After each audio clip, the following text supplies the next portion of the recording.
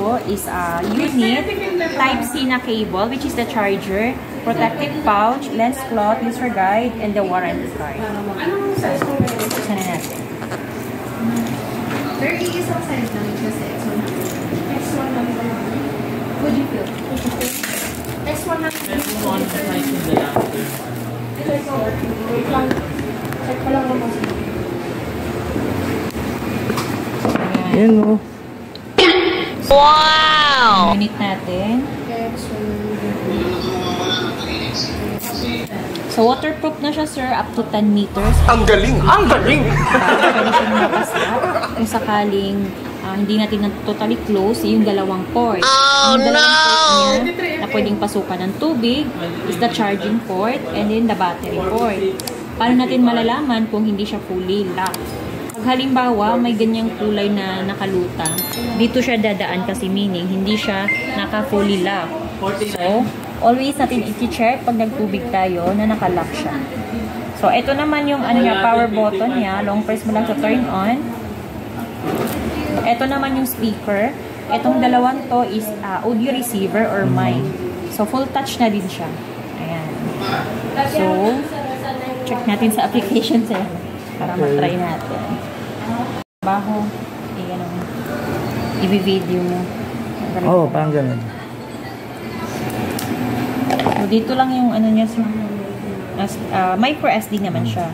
The capacity naman na kaya niyang basahin is up to 512 GB. Sabi hanggang 1 tera daw. 512 lang yan, sir. 512 pinakamalaki na yun, no? Maximum na yun. Tagal na yun. Hindi mo naman talaga kailangan, halimbawa vlogger, hindi mo naman kailangan ng malaking kasi hindi mo naman ini-imbak dun lahat ng Kinakat mo lang naman. Every time na may transfer. Siyempre, ipopost na natin, di ba? So, antayin na lang natin yung sir. Okay. Allow lang natin.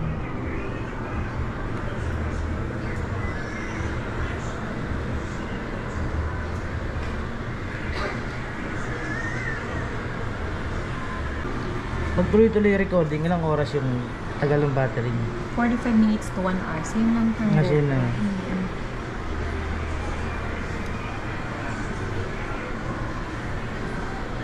Ang hirap mag-edit niyo. Kasi yung buong video mo na anong gamit mo pang-edit? Laptop. Mas mabilis nga yun kasi sa laptop. Tsaka mas madaming magagawa. Mas madaming magagawa ang laptop. Marami ka pwedeng Nakakantok lang talaga mag-edit.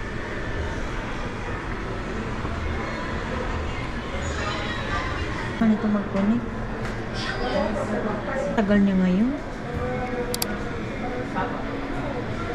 Dapat lalabas siya dyan, di ba? Actually, di na nga kailangan eh. Naka-on lang yung wifi mo dapat. Minsan lang may ganito. Oh no! Start na natin itong application ulit. Start yung cellphone. Kaya Start na lang. Para baka dito sa...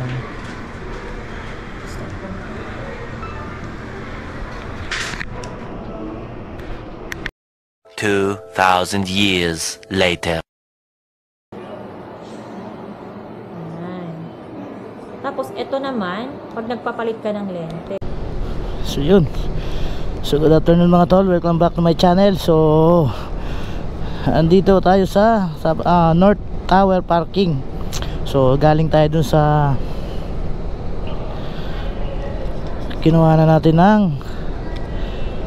tawag doon. Bahala ka sa buhay mo, ginusto mo yan. X3 dito. Ano ba to? Kay What? Perfect Shot. Yun, yung store na pangalan sa Perfect Shot. Sa annex siya mga tol, sa annex. So may ginagawa mo sa North, SM North. So mamaya i-ano natin yung demo. Dinemo sa atin ni ma'am. Hindi niya nabanggit sa atin yung pangalan niya. Hindi na natin natanong. So kasi medyo kaya nag-error kasi yung mga loading doon, kaya di tayo nakapag full video.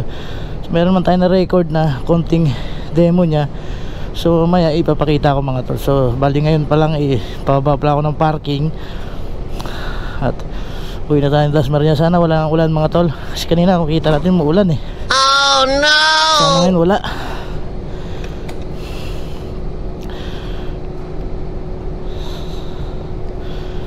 At shout out sa mga staff ng Perfect Shout dito sa SM North EDSA. Wow! Sa ating kinuhanan ng kunti ng gas pa natin X3.